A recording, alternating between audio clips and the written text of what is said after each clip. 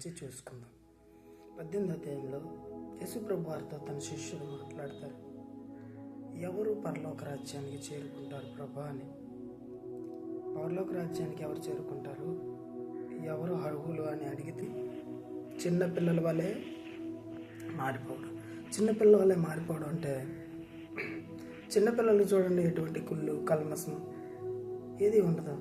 కానీ చూడండి, ఎవరైతే ఆ విధంగా ఉంటారో వారిదే పరలోక రాజ్యం. ప్రతి ఒక్కరు గమనించండి, మనలో ఎటువంటి కుళ్ళు, ద్వేషం, అసూయ, పగ ఇటువంటిది ఏదైనా ఉంటే మనము చేరుకోలేమని యేసుప్రభు వారే చెప్తున్నారు. మనం ఎప్పుడు కూడా చిన్న బిడ్డల వలె పోలి మనం నడుచుకోవాలి. పుట్టిన చిన్నపిల్లలు వాళ్ళకి ఎటువంటి కుళ్ళు, ద్వేషం, అసూయ, పగ ఇటువంటిది ఏది ఉండదు. కనుక మనం వారిని పోలి ఉండమని యేసుప్రభు వారు చెప్తున్నారు. ప్రతి ఒక్కరు గమనించండి, మనందరం కూడా ఆ విధంగా నడుచుకుందాం. యేసుప్రభు వారు చెప్పిన మాటలను బట్టి మనం పట్టుకుని ప్రతి ఒక్కరూ జీవిద్దాం. God bless you.